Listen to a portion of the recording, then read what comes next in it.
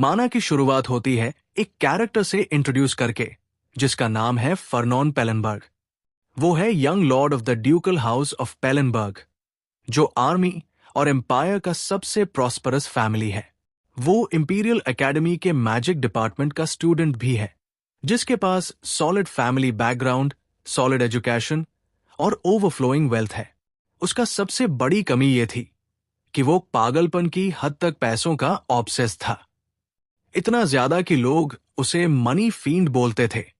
वो फिर से एक मॉर्निंग मीटिंग ले रहा था और मर्चेंट गिल्ड, जो उसके फैमिली के अंडर चलती थी, से रिपोर्ट्स ले रहा था और लगातार उन सब पर चिल्लाता था जो उसकी एक्सपेक्टेशंस पूरी नहीं कर पाते थे। ये बस एक नॉर्मल दिन था, लेकिन जैसे कहते हैं, मिसफॉर्चून हमेशा अचानक आता है। जब वो कहीं चल रहा था अपने असिस्टेंट से बात करते हुए, उसने ऊपर देखा। क्योंकि दिन सनी था और एक भी बूंद बारिश की नहीं थी, तो उसने आसमान में कुछ अजीब देखा। वो कुछ और नहीं बल्कि एक बिजली थी जो सीधा उसकी तरफ आ रही थी और उसे स्ट्राइक कर गई। शॉक इतना ज्यादा था कि उसकी सांस रुक गई और दिमाग हेजी हो गया। उस मोमेंट का फायदा उठाते हुए एक स्ट्रेंज सोल उसके अंदर घुस गया। हम देखते हैं कि वो समझने की कोशिश कर रहा है क्या हो रहा है, लेकिन फर्नन भी पूछता है कि तुम कौन हो। वो हंसता है और पूछता है क्या वो किसी को पोजेस कर रहा है। फर्नन पूछता है इसका मतलब क्या है पोजेशन का, और वो सोल कुछ समझ न आने वाले वर्ड्स बोलने लगता है और उसके दिमाग में घुस के चीजें खोजने लगता है। फर्नन का दिमाग इंस्टिंक्टिवली समझ गया कि वो उसका बॉडी चुराने की कोशिश कर रहा है। उसने अपने पास बचा हुआ थोड़ा सा मना निकाल के उस इन्वेडर पर अटैक किया। वो इन्वेडर चिल्ला उठा, लेकिन अटैक काम कर गया। वो उसके पूरे बॉडी में बिखर गया और फर्नन उसका थोड़ा सा हिस्सा एब्जॉर्ब कर पाया। उस एक पल में उसके दिमाग में अनफेमिलियर मेमोरीज घुस गई, जो उसके स्कल में स्प्लिटिंग पेन कर रही थी। फिर वो एक झटके से जागता है और उसका असिस्टेंट पूछता है कि वो ठीक है। फर्नन को अपनी आंखों के सामने एक स्ट्रेंज टेक्स्ट दिखाई देता है, एक प्रोफेसी जो इस वर्ल्ड के ऑमिनस एंड के बारे में थी। उसमें लिखा था कि सालमन के 72 डीमन किंग्स दोबारा उठेंगे, दुनिया केओस में गिर जाएगी और फर्नन डीमन के साथ मिलके अपना सारा पैसा खो देगा। ये एक ऐसी फ्यूचर का हिंट था जो मौत से भी ज्यादा खराब था। वो गुस्से में पूछता है कि ये क्या बकवास है, क्योंकि वो कभी भी बेगर जैसा नहीं जिएगा। उस दिन से उसने कोशिश की समझने की कि वो सोल क्या था, क्यों उसने पोजेस करने की कोशिश की और उसके पास ये स्ट्रेंज मेमोरीज क्यों थी। लेकिन उसे कुछ नहीं मिला। एक चीज वो कंफर्म कर चुका था कि प्रोफेसी के सच होने के चांसेस हाई हैं। एक्चुअली सिर्फ चांस नहीं, अब तक सब कुछ वही हो रहा था जो उसमें लिखा था।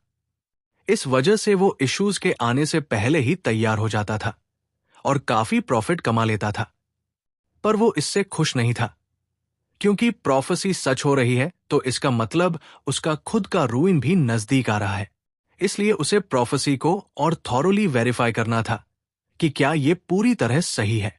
उसका असिस्टेंट पूछता है कि क्लास कैसी थी, तो फर्नन कहता है जैसे हमेशा। फिर असिस्टेंट पूछता है कॉफी चाहिए क्या, तो फर्नन कहता है ओके। जब वो न्यूज़पेपर उठाता है तो एकेडमी के न्यूज़ ढूंढने लगता है। असिस्टेंट को लगता है कि वो कुछ अजीब बिहेव कर रहा है और पूछता है कि क्या आजकल तबीयत ठीक नहीं है। फर्नन कहता है नहीं। असिस्टेंट कहता है कि लगता है तुम्हारे दिमाग में बहुत कुछ चल रहा है। फर्नन पूछता है कि कब से ऐसा लगता है तुम्हें। असिस्टेंट कहता है लगभग आधा साल हो गया कि वो कभी कभी बस स्पेस आउट हो जाता है और जो बंदा पहले इन्वेस्टिगेशन और वेरिफिकेशन को प्रायोरिटी देता था, वो अचानक अजीब डिसीजंस लेने लगता है, जैसे कि वो पोजेस्ड हो। और शायद ये लाइटनिंग स्ट्राइक का आफ्टर इफेक्ट है। फर्नन कहता है कि वो स्ट्रेंज चॉइसेस एंड में सही ही निकली। फिर उसकी नजर आर्मी और फैमिली के एक बंदे पर पड़ती है जिसका नाम है एंट, जिसने स्कूल में अप्लाई किया है। फर्नन कहता है कि ये कंफर्म करता है और दौड़ने लगता है। असिस्टेंट कुछ पूछता है, लेकिन फर्नन कहता है कि वो साउथ का एक क्विक ट्रिप करके आता है। असिस्टेंट कहता है कि अभी तो मैंने तुम्हारे लिए कॉफी बनाई थी, लेकिन फर्नन को परवाह नहीं। हमें पता चलता है कि इंपीरियल एकेडमी एक वास्ट डोमेन है जो बार्डियन नाम के आइलैंड पर बनी है, जो एम्पायर के इनलैंड सी में है। ये एक्सपेंसिव ग्राउंड्स एक आर्टिफिशियल एनवायरनमेंट है जो मैजिक से बनाया गया है, और सदर्न पार्ट में एक वाइड वेटलैंड स्ट्रेच होता है। फर्नन कहता है कि आज का दिन वो प्रोफेसी को फाइनली वेरीफाई कर सकता है। प्रोफेसी में लिखी गई बातों में से 3 चीजें उसके दिमाग में सबसे ज्यादा चिपकी हुई है, और तीनों उसके रूइन और बेगर बनने से जुड़ी है। ये उसे बहुत गुस्सा दिलाता है। वो कहता है कि एक्चुअली ये तीनों ऐसी नहीं। फिर प्रॉपर्ली लिस्ट करता है। फर्स्ट, वो वाला जो अभी बोला कि वो बेगर बनेगा। सेकंड, कि सालमन के 72 डीमंस जो 1000 साल पहले समन हुए थे दोबारा उठेंगे। थर्ड, एक फ्यूचर हीरो जो उन डीमन से लड़के दुनिया बचाएगा। फर्नन कहता है कि वो हीरो एक ऐसा इंसान है जिसे एम्पायर का कोई सिटीजन नहीं पहचाने। ऐसा हो ही नहीं सकता, क्योंकि वो एम्पायर के फाउंडिंग एम्परर कीनोस आर्मन का डिसेंडेंट है। हाउस ऑफ आर्मन, जिसने पूरा एम्पायर और आसपास के 5 किंगडम्स को फाउंड किया था, आज 1000 साल बाद एक फॉलन हाउस है जो सिर्फ अपनी ऑनर के साथ बचा है।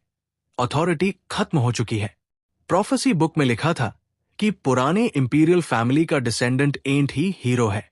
एंट्रांस एग्जाम खत्म करने के बाद वो तुरंत वापस नहीं गया, बल्कि सदर्न वेटलैंड्स चला गया।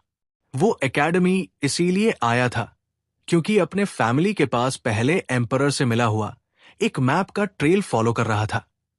जिस पल से वो एकेडमी में आया, उसके आसपास एक सीरीज ऑफ इवेंट होने लगी जो डिटेल में एग्जैक्टली वैसे लिखी थी जैसे कोई नॉवल पढ़ रहा हो। इसलिए ये देखना कि वो सच में प्रोफेसी के अकॉर्डिंग एक्ट कर रहा है या नहीं, ये उसके लिए प्रोफेसी की ऑथेंटिसिटी वेरीफाई करने का सबसे बेस्ट तरीका था। उससे एक एक्सकम्युनिकेशन डॉक्यूमेंट देता है। सबसे ज्यादा क्रेजी बात यह है कि उसे पता ही नहीं था कि वो उससे नफरत क्यों करने लगा, जो कि उसके डाउनफॉल का रीजन बना। वो प्रोफेसी बुक का पूरा कंटेंट नहीं पढ़ सकता। कुछ पार्ट्स यहां वहां अनरीडेबल है, तो कुछ इवेंट्स के लिए वो सिर्फ जनरल फ्लो समझ पाता है और exact cause and effect figure out नहीं कर पाता। सुपरफिशियल रीजन ये था कि उसने डीमन के साथ हाथ मिलाया, पर यह बात समझ नहीं आती। फर्नन अपने हॉर्स से उतरता है, कहता है कि ये यही कहीं होना चाहिए, क्योंकि एंट वेटलैंड्स में एक हिडन डंजियन सर्च कर रहा है। डंजियन के अंदर आर्मेनियन फैमिली के फर्स्ट एम्परर का एक प्रोविजन है, एक स्वॉर्ड जो एम्पायर के first royal knight Gardner Alvane Fason की स्पिरिट से इम्ब्यूड है, डॉर्मेंट पड़ी है।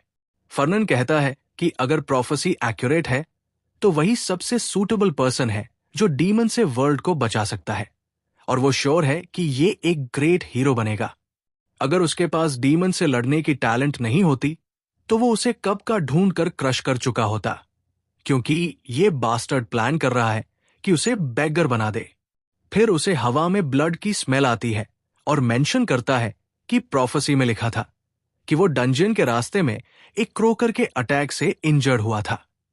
चाहे वो हीरो की डेस्टिनी के साथ बॉर्न हुआ हो, उसकी टैलेंट अभी ब्लॉसम नहीं हुई है। क्रोकर स्वॉम्प का एपेक्स प्रेडेटर है और वो टफ अपोनेंट जरूर होगा।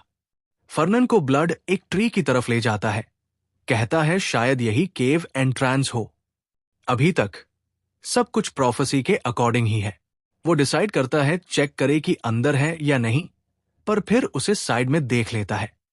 सोचता है कि ये अभी तक डंजियन में क्यों नहीं घुसा और क्या वो बहुत जल्दी आ गया। फर्नन कहता है कि ऐसे टाइम में कॉन्फिडेंट एक्ट करना चाहिए और बोलता है कि ये एरिया फ्रेशमैन के लिए रिस्ट्रिक्टेड है।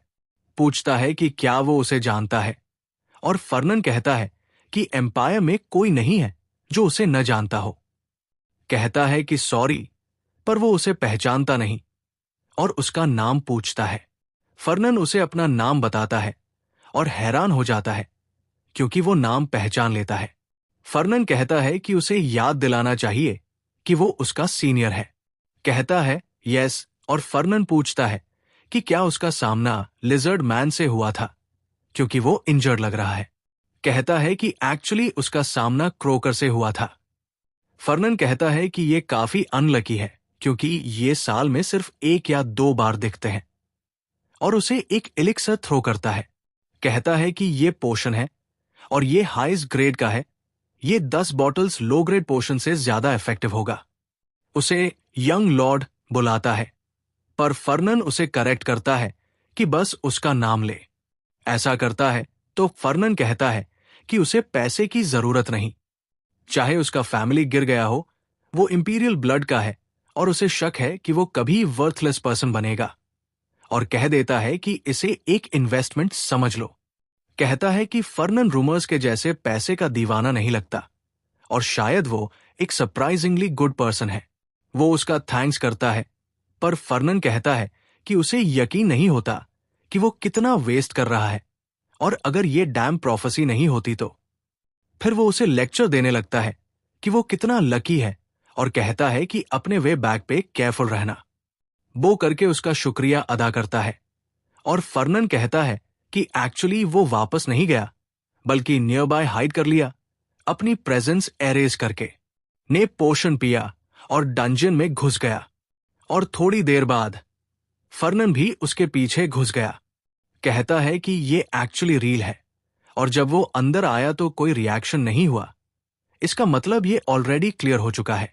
कहता है कि यहां इतने सारे मैजिक लैम्प्स हैं, पर उसे बैली मना का ट्रेस फील हो रहा है। फिर एक लैंप उठाता है, कहता है कि ये फेंटली सराउंडिंग मना एब्जॉर्ब कर रहा है, और ये सेमी परमानेंट मैजिक लैम्प्स है।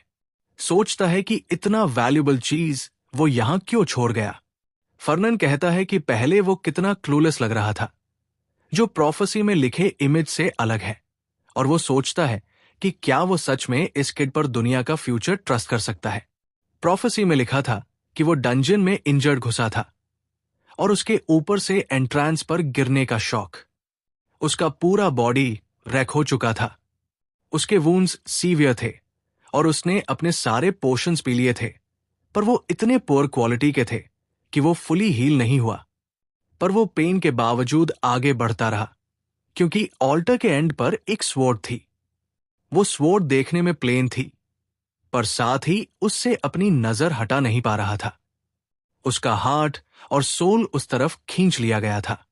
ने स्वॉर्ड को ग्रैब कर लिया। अस मोमेंट एक ब्रिलियंट रोशनी ने पूरा कैवर्न का डार्कनेस इल्यूमिनेट कर दिया। जब उसने अपनी आंखें बंद करके दोबारा खोली तो वो डंजन में नहीं था, बल्कि इंपीरियल एकेडमी के एक सेक्लूडेड एली में खड़ा था।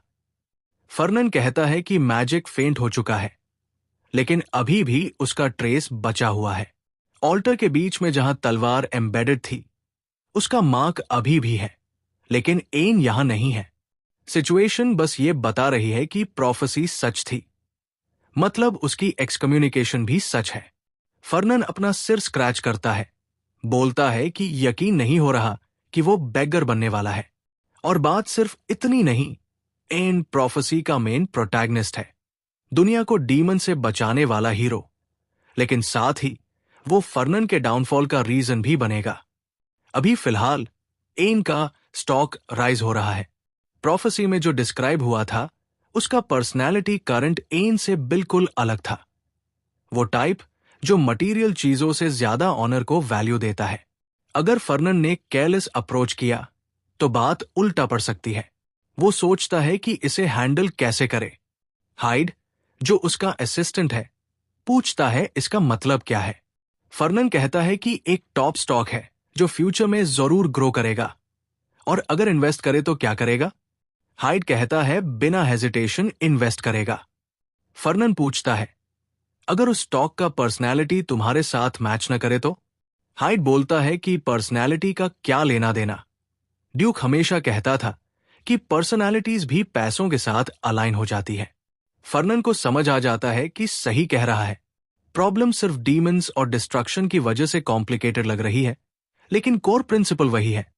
इन्वेस्ट करो, रिस्क लो और मैसिव प्रॉफिट कमाओ। पर्सनैलिटी का डिफरेंस पैसों के सामने एक छोटी बात है, लेकिन उसे एन के बारे में और इंफॉर्मेशन चाहिए। वो अपना कोट उठाता है, बोलता है कि उसे अभी मिलना होगा। हाइड पूछता है कौन, क्योंकि बाद में एक गेस्ट आने वाला है। लेकिन फर्नन निकल जाता है। हाइड बोलता है, फिर से प्रोफेसी के बारे में ही पढ़ने गया होगा। एकेडमी के डॉर्मेट्रीज एंट्रेंस एग्जाम के रैंकिंग के हिसाब से अलॉट होते हैं। रैंक 1 से 10 तक के लिए लेवास डॉर्म, टॉप एलीट स्टूडेंट्स के लिए। रैंक 11 से 30 तक के लिए ब्लेस डॉर्म, आउटस्टैंडिंग स्टूडेंट्स के लिए। और टॉप 30 के बाहर वाले स्क्रैप्स के लिए देब्स डॉर्म। अब हम देखते हैं गार्डनर को, यानी कि उसकी ईगो जो अब तलवार में रहती है। वो एन पर चिल्लाता है, पूछता है कि एक आर्मियन का डिसेंडेंट देब्स डॉर्म में कैसे रह रहा है जब ये उनके परिवार का एकेडमी है। ये तो अनबिलीवेबल है। अगर एम्परर को पता चल जाए तो वो अपनी ग्रेव से उठकर इन डीमंस का काम तमाम कर दे। एन पूछता है, ये डीमंस की बात अचानक क्यों कर रहा है? गार्डनर कहता है, इस तरह का काम बिना डीमंस के इंटरफेरेंस के हो ही नहीं सकता। एन बोलता है कि कुछ नहीं हो सकता, वो यहां है क्योंकि वो वीक है। गार्डनर कहता है, कोई आर्मियन डिसेंडेंट इतना वीक हो ही नहीं सकता। एन कहता है, इसके लिए पहले एम्परर जिम्मेदार है। गार्डनर पूछता है, कैसे? एन समझाता है, पहले एम्परर ने इंपीरियल सक्सेशन सिस्टम को एबॉलिश कर दिया था और उसकी जगह 7 इलेक्टोरेट्स में से एम्परर इलेक्ट करना शुरू किया। उसने अपने ज्यादातर लैंड्स और एसेट्स एम्पायर को डोनेट कर दिए। जब से थ्रोन दूसरे इलेक्टो फैमिलीज के पास गया है, 100 सालों से ज्यादा हो गए और डोनेटेड टेरिटरी अब उनकी नहीं रही। इस वजह से फैमिली की फॉर्चून्स गिर गई और कुछ सीक्रेट स्वॉर्ड टेक्निक्स भी खो गए जो जेनरेशन से पास होती आई थी। इलेक्टर होने के बावजूद ये सर्कमस्टेंसेस ऐसे थे कि एन प्रॉपर स्वॉर्ड ट्रेनिंग भी नहीं ले सका। गार्डनर कहता है, टैलेंट तो तुम में अभी भी है, मैं तुम्हें सपोर्ट करूंगा ताकि हम अपनी फैमिली को पुरानी शान पे ले जा सकें। शायद लेट एम्परर ने भी ये प्रेडिक्ट किया हो और तुम्हें यहां इस पर्पस के लिए रखा हो। तभी नॉक होता है। फर्नन पूछता है, क्या तुम यहां हो? गार्डनर सोचता है कौन हो सकता है। एन कहता है, पता नहीं, कौन है? फर्नन अपना नाम बताता है। एन दरवाजा खोलता है और पूछता है, यहां किस काम से आया हो? फर्नन पूछता है कि वो बिजी है और वो बोलता है नहीं, उसके पास अभी कोई अर्जेंट काम नहीं है। फर्नन बोलता है, ग्रेट। पूछता है कि क्या वो एक मोमेंट निकाल सकता है, लेकिन यहां बहुत ज्यादा शोर है क्योंकि सब लोग आ जा रहे हैं और बहुत सारी यैपिंग हो रही है। वो उससे बोलता है कि उन्हें कहीं क्वाइट जगह चलना चाहिए। अब बोलता है कि बस 10 मिनट्स वेट कर ले, मैं बाहर आ जाऊंगा। फर्नन पूछता है कि क्या वो सच में उसे पूरे 10 मिनट्स वेट करवाएगा और उस पर यैपिंग शुरू कर देता है। बोलता है कि उसमें कोई डिसिप्लिन नहीं है। अपने आप को करेक्ट करता है। बोलता है कि वो 5 मिनट्स में आ जाएगा। फर्नन बोलता है कि वो बाहर वेट करेगा और डोर बंद कर देता है। अब बोलता है कि वो ऐसा नहीं कर पाएगा। गार्डनर पूछता है कि ये कौन था? अब बोलता है कि ये पेलेनबर्ग फैमिली का एल्डेस्ट सन है। गार्डनर बोलता है कि वो सिर्फ एक बंच रिच किड्स है। पूछता है कि उनमें ऐसा क्या खास है जब उनके पास सिर्फ पैसा है और वो एक रॉयल एयर को कमांड कर रहे हैं। एंड बस ये फिगर आउट करने की कोशिश कर रहा है कि वो उससे मिलना क्यों चाहता है। बोलता है कि शुरली वो पोशन मनी लेने नहीं आया क्योंकि ये एक इन्वेस्टमेंट है। थोड़ी देर बाद जब वो मीटिंग कर रहे होते हैं, फर्नन नोटिस करता है कि उसने अपनी स्वॉर्ड ले आई है। पूछता है उसके बारे में। अब बोलता है कि उसे अपनी स्वॉर्ड कैरी करके सेफ फील होता है, लेकिन उसके कोई इल इंटेंशंस नहीं है। फर्नन बोलता है कि वो समझता है कि ज्यादातर नाइट्स अपनी स्वॉर्ड से दूर नहीं रह पाते, लेकिन वो समझता है कि ये वही स्वॉर्ड होगी जो गार्डनर्स ईगो से इन्फ्यूज्ड है। अब पूछता है कि वो उससे मिलना क्यों चाहता है और फर्नन बोलता है कि कुछ खास नहीं, वो बस डिनर के बारे में सोच रहा था और बोलता है कि जो चाहे ऑर्डर कर ले। अब बोलता है कि वो ठीक है क्योंकि ये जगह महंगी लग रही है। तब फर्नन बोलता है कि अपने सीनियर को रिफ्यूज करना बंद करे जब वो ड्रिंक्स ऑफर कर रहे हैं। अब बोलता है कि समझ गया और मेन्यू देख लेगा। जब वो मेन्यू देखना शुरू करता है, फर्नन उसे देखता है और सोचता है कि ये लड़का नाइव और जेंटल लगता है, लेकिन वो सोचता है कि ऐसा लड़का फ्यूचर में इतना कैसे बदल जाता है। वो उससे पूछता है कि ग्रेजुएशन के बाद क्या करेगा।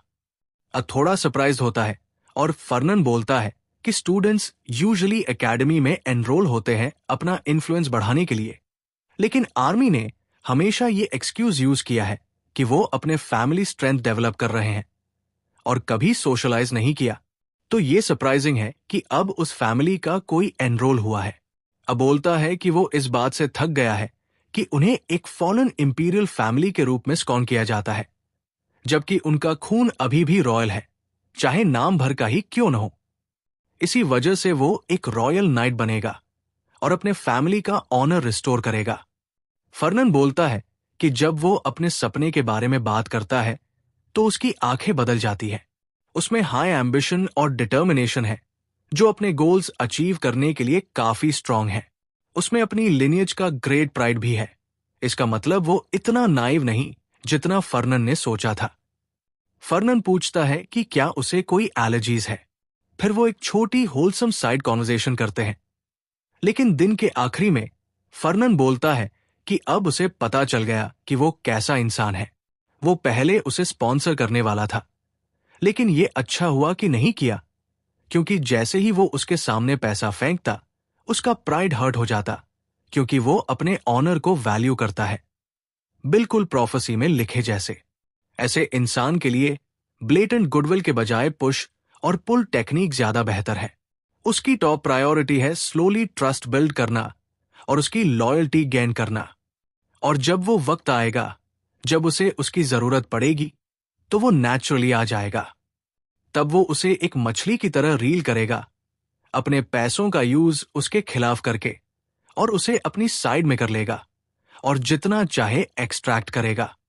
हाइड पूछता है कि वो कहां था और क्या उसने बेरीफ से भी मुलाकात की।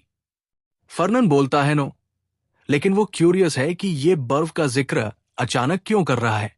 हाइड याद दिलाता है कि उसने ल्यूइना बर्च को समन किया था क्योंकि वो स्लैकिंग ऑफ कर रही थी। फर्नन पूछता है कि क्या वो वही दिन था, और हाइड बोलता है कि अगर उसे पता होता कि वो इतना लेट हो जाएगा तो वो उसे वापस भेज देता। उसने उसे बोला था कि फर्नन ज्यादा देर नहीं लगाएगा, लेकिन वो 3 घंटे वेट करने के बाद चली गई और अब वो सोचेगी कि उसने जानबूझकर उसकी डिटर्मिनेशन तोड़ने की कोशिश की। फर्नन बोलता है कि कोई बात नहीं, क्योंकि अगर उसकी डिटर्मिनेशन टूट गई तो उसे कंट्रोल करना इजी होगा, और उसने बर्व को बाइंड करने में काफी एफर्ट लगाया है, तो ये काम करना ही चाहिए। फिर उसके सिर में तेज दर्द होता है और वो अपने सिर को पकड़ लेता है। हाइड पूछता है कि क्या वो ठीक है, और फर्नन बोलता है कि उसे नहीं पता क्या हो रहा है, लेकिन उसका सिर बहुत ज्यादा दर्द कर रहा है। तब वो प्रोफेसी में कुछ अनरीडेबल पार्ट्स को उभरते हुए देखता है और सोचता है कि अब ये क्यों दिख रहा है। उसमें एक औरत का जिक्र था जिसके फ्लटरिंग ब्राउन हेयर थे और उसकी आंखें एक्वामरीन ब्लू जैसी लगती थी। सिर्फ उसका कुछ पार्ट ही डिस्क्राइब था। उसका स्वॉर्ड इनकॉम्परेबली नोबल और ब्यूटिफुल था, जैसे वो जिंदा हो, और वो मूनलाइट के नीचे डांस कर रही थी। एंट उससे मिला था और उसे देखकर कैप्टिवेटेड हो गया था। उसकी आउटस्टैंडिंग टैलेंट एक रॉयल नाइट के बराबर थी, लेकिन उसके अंदर मैलेवलेंस थी। अगर उसके शैकल्स तोड़ दिए गए तो वो दोबारा अपने विंग्स स्प्रेड करके अपनी पूरी पोटेंशियल तक पहुंच सकती थी। उसके शैकल्स कोई और नहीं बल्कि पेलनबर्ग फैमिली थी, और को उसे उनसे फ्री करना था। फर्नन बोलता है नो वे, सोचता है कि क्या ये वही वजह है कि फ्यूचर में उससे हेट करता है, सिर्फ लुइना की वजह से। वो बोलता है कि अब काम काफी ज्यादा कॉम्प्लिकेटेड हो गया है। हम लुइना को देखते हैं जो एक चेयर में बैठी है और फर्नन पर अननॉड है, क्योंकि कल उसने उसे डेलिबरेटली स्टैंड अप कर दिया था। तो फिर उसने उसे फिर यहां क्यों बुलाया? वो ही तो है जो डेट में डूब रही है, और उसे लगता है कि शायद वो बस उसका स्पिरिट तोड़ना चाहता है। वो उसे रूम के उस पार से देखता है और कहता है कि यहां से ही उसकी इरिटेशन फील हो रही है। हमें पता चलता है कि बर्व फैमिली ट्रेडिशनली बॉर्डर काउंट्स का टाइटल होल्ड करती थी। एक वक्त में ये एक स्ट्रॉन्ग फैमिली थी जो नॉर्दर्न एम्पायर को गार्ड करती थी और 7 प्रिंस इलेक्टोर्स में से एक थी। लेकिन मैसिव मॉन्स्टर वेव्स ने जब भारी डैमेज किया तो उनकी फोर्ट्रेस लाइक फैमिली कोलैप्स हो गई और उनका ग्लोरी वैनिश हो गया। बर्फ को डेस्परेटली फंड्स चाहिए थे ताकि फैमिली को रीबिल्ड किया जा सके। उन्होंने अपना गोल्डन पैटर्न तक बेच दिया जो उन्हें प्रिंस इलेक्टोर्स का राइट देता था, पर वो भी काफी नहीं था। उस वक्त जो बर्फ की मदद के लिए आगे आया वो था पेलनबर्ग फैमिली का हेड, फर्नन का फादर। उसके फादर ने उनकी मिसफॉर्चून पर जरा भी पिटी नहीं लिया, बिल्कुल भी नहीं, बल्कि उसने इसे एक अपॉर्चुनिटी के तरह देखा। क्योंकि उनकी फैमिली मैजिक में एक्सीलेंट थी पर स्वॉर्ड्समैनशिप में लैकिंग थी। वो मैजिक स्वॉर्ड्समैन चाहते थे।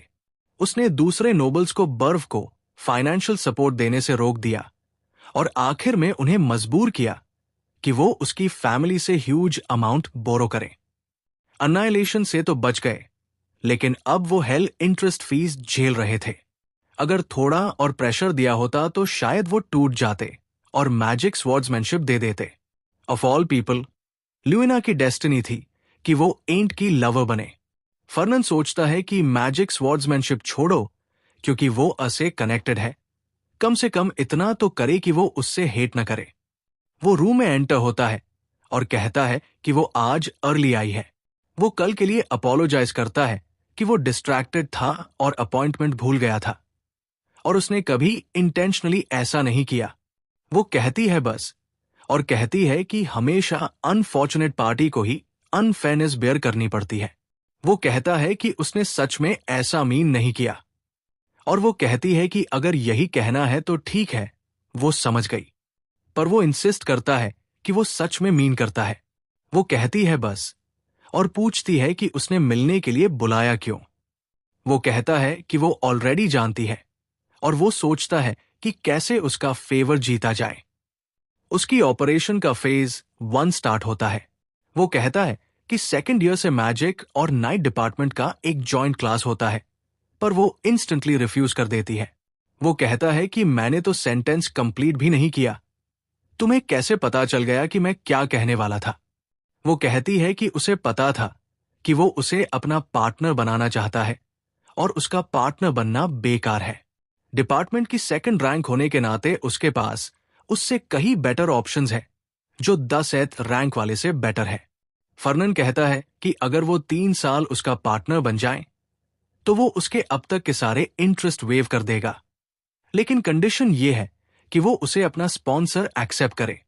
वो पूछती है क्यों, तो वो कहता है कि क्योंकि सारे जॉइंट क्लासेस इंपॉर्टेंट होते हैं, वो 5 होल क्रेडिट्स के बराबर होते हैं।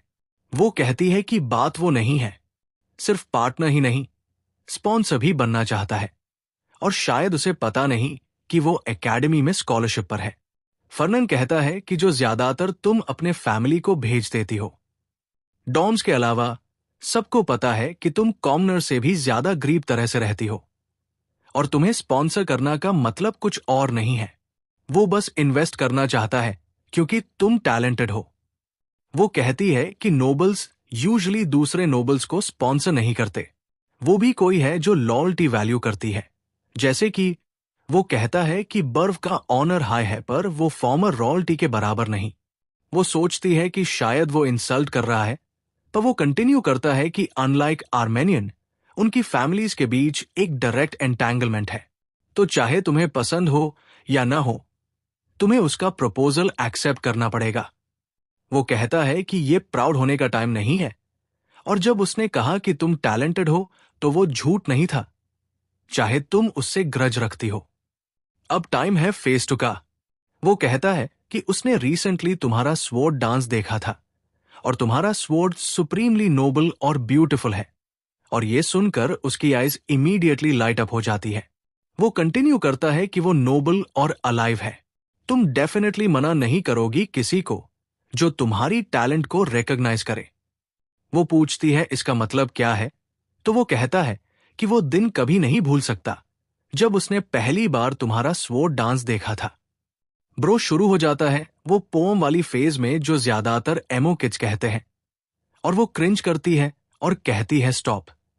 वो कहता है कि वो रुक नहीं सकता और वो नर्वस हो जाती है। वो कहता है कि उसने अभी तक परफेक्ट वर्ड नहीं पाया तुम्हारे स्वॉर्ड डांस की ब्यूटी डिस्क्राइब करने के लिए, और एम्बेरस्ड होकर वो कहती है कि वो उसका पार्टनर बन जाएगी, बस वो स्टॉप करे। Mission accomplished. हम सुनते हैं कि उसकी मेड पढ़ रही है कि 3 साल का इंटरेस्ट वेव होगा और स्पॉन्सरशिप मिलेगी, और ये पब्लिक नहीं किया जाएगा। एक क्लॉज भी है कि ग्रेजुएशन के तुरंत बाद कॉन्ट्रैक्ट खत्म हो जाएगा। बदले में उसे सिर्फ 3 साल तक फर्नन की क्लास पार्टनर रहना होगा।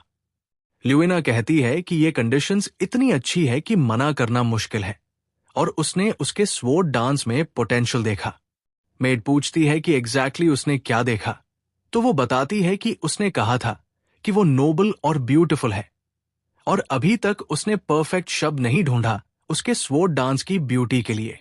मेड गुस्से में आके सोचती है कि क्या वो उस पर मूव मार रहा है, फिर कहती है कि कम से कम उसका टेस्ट तो अच्छा है।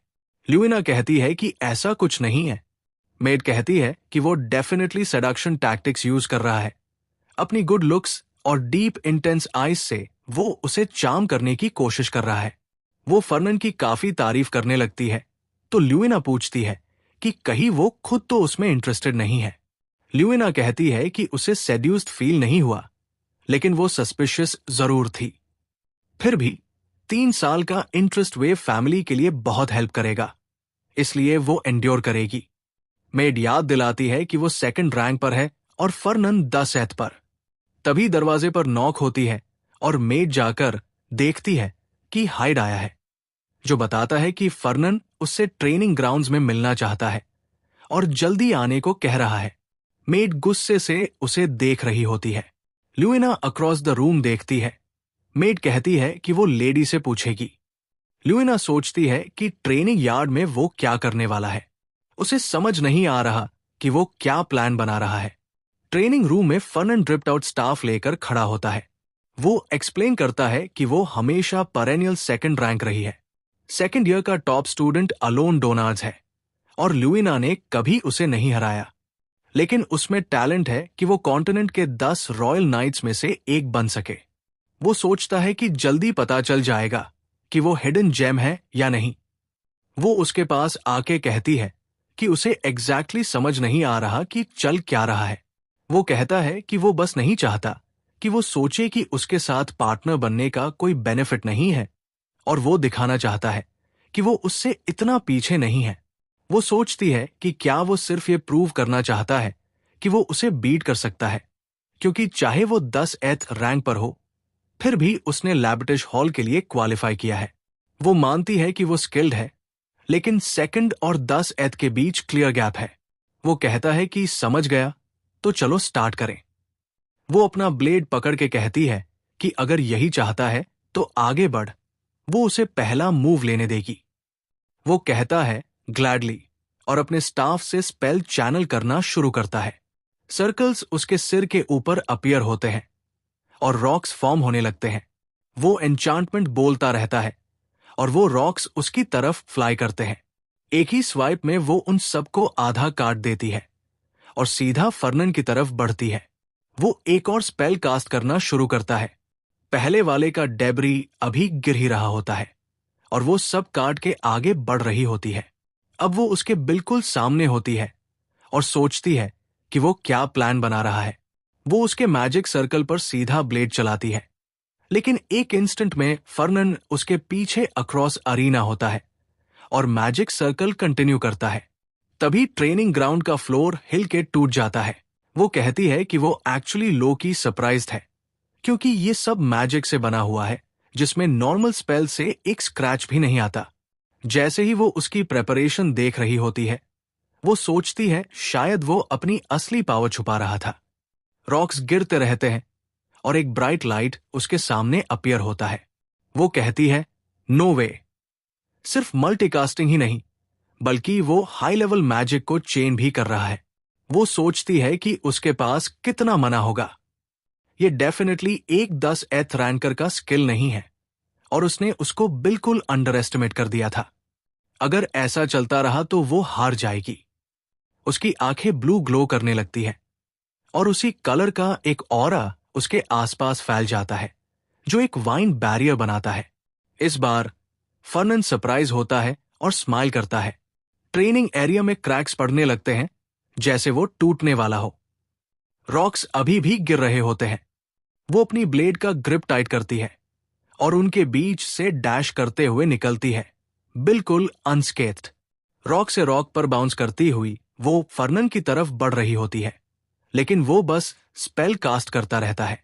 स्टाफ फिर फ्लोर पर गिरता है और वो पिस्ट लग रही होती है। जैसे ही वो उसके सिर से 2 कदम पर रुकती है, फर्नन कहता है कि वो सरेंडर करता है। वो सोचती है, क्या वो उसे मॉक कर रहा है? फर्नन कहता है, नहीं, बस मेरा मना खत्म हो गया। एक मेज बिना मना के नाइट को हरा नहीं सकता। वो कहती है कि लगता नहीं वो एक्ट कर रहा है। वो डेफिनेटली मना से आउट है और इस स्टेट में वो उसे बीट नहीं कर सकता। उसने उसके सारे अटैक्स ब्लॉक किए, तो ये उसकी विन है। लेकिन उसको एक बुरा सा फीलिंग आता है, जैसे ये वैसे विन नहीं लग रहा। फर्नन कहता है कि उसके लिए उसके पास कुछ है। अपने कोट में हाथ डाल के वो निकालता है, ये तुमने मुझे हरा दिया इसलिए, और सुना है तुम्हें चॉकलेट पसंद है। वो कहता है विस्की चॉकलेट जो उसके फैमिली बनाती है बहुत अच्छी होती है। अगर वो पसंद नहीं तो वो दूसरे टाइप्स ला सकता है। अगर वो भी पसंद नहीं आए तो जो तुम चाहो वो ला सकता है। वो ड्रूलिंग स्टॉप करती है और कहती है, वेट अ मिनट, तुमने मेरा बैकग्राउंड चेक किया है क्या?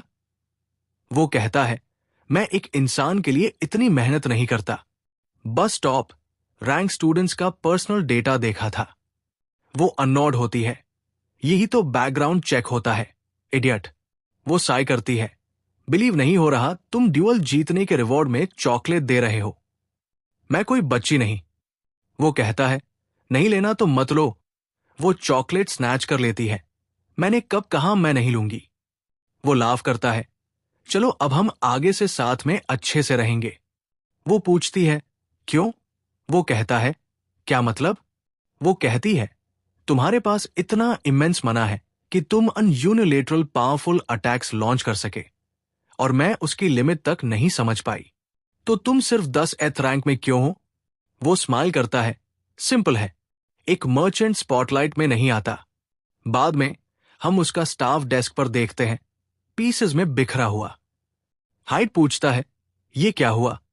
तुमने मना स्टोरेज और मना एम्पलीफायर दोनों डिस्ट्रॉय क्यों किए?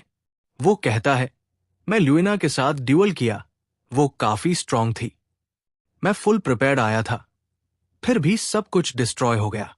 मना एग्जॉस्ट कर दिया, फिर भी वो होल्ड कर गई। हाइड पूछता है, इतने प्रेशियस आइटम्स एक ड्यूअल में क्यों यूज किए? क्या वो इतनी वर्थ रखती है? फर्नन कहता है, ये फ्यूचर के लिए एक इन्वेस्टमेंट है। अगर तुम चाहो तो मैं इसको फरनान कहता है, ये भविष्य के लिए एक इन्वेस्टमेंट है। हाइड पूछता है कि उसका मतलब क्या है, और वो कहता है कि बाद में समझा देगा। हाइड सोचता है कि क्या ये अभी भी लाइटनिंग स्ट्राइक्स का साइड इफेक्ट है, लेकिन फर्नन के दिमाग में तो बस ये चल रहा है कि वो खूबसूरत थी और उसका जजमेंट गलत नहीं था। उसकी तलवार तेज और एलिगेंट थी और एक नजर में नोबल लगती थी। उसे लगता है कि वो समझ गया है कि उसके पिता को उनका स्वॉर्ड आर्ट क्यों चाहिए। वो बहुत टैलेंटेड भी है, लेकिन सोचता है कि वो कभी टॉप स्पॉट पर क्यों नहीं आई।